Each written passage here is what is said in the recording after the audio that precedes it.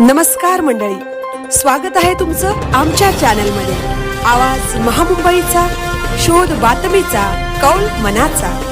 चला तर मग आमचे चॅनल लाईक करा, शेअर करा आणि सबस्क्राइब करा। धन्यवाद।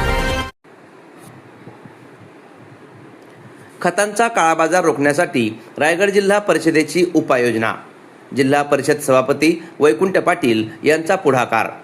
खरीप हंगाम तोंडावर असताना खतांसाठी कृषी सेवा केंद्रावर होणारी गर्दी, उपलब्धतेबाबतची अनिश्चितता आणि कृत्रिम टंचाईच्या तक्रारी यावर रायगड जिल्हा परिषदेच्या कृषी विभागाने प्रभावी उपाय शोधला आहे। जिल्ह्यातील सर्व कृषी सेवा केंद्रांमधील खत साठ्याची माहिती आता शेतकऱ्यांना एका क्लिकवर उपलब्ध होणार असून खत वितरण व्यवस्थेत डिजिटल पारदर्शकतेचा नवा अध्याय सुरू झाला आहे। रायगड जिल्हा परिषदेचे कृषी सभापती वैकुंठ पाटील यांनी यासाठी पुढाकार घेतला असून कृषी विभागाने तयार केलेल्या विशेष ब्लॉग जिल्ह्यातील प्रत्येक तालुक्यातील कृषी सेवा केंद्राची माहिती आणि त्या केंद्रामध्ये उपलब्ध असलेल्या विविध खतांच्या साठ्याचा तपशील शेतकऱ्यांना घर बसल्या पाहता येणार आहे। त्यामुळे खताच्या शोधात अनेक दुकाने फिरण्याची गरज उरणार नाही।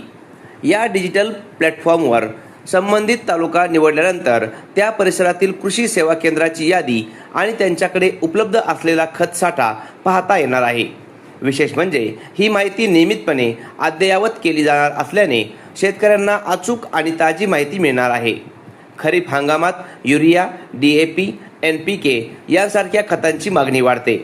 तिथे हा उपक्रम शेतकऱ्यांसाठी मार्गदर्शक ठरणार आहे। वेळ, पैसा आणि श्रम वाचवण्यासोबतच योग्य नियोजन करून खत खरेदी करणे ही शक्य होणार आहे। याशिवाय खत साठ्याची माहिती सार्वजनिक झाल्याने साठेबाजी, काळाबाजार आणि कृत्रिम टंचाई निर्माण करण्याच्या प्रवृत्तीवरही नियंत्रण येण्याची अपेक्षा जिल्हा परिषद कृषी सभापती वैकुंठ पाटील यांनी व्यक्त केली आहे। आवाज महामुंबईचा चॅनलसाठी विनायक पाटील, पेन।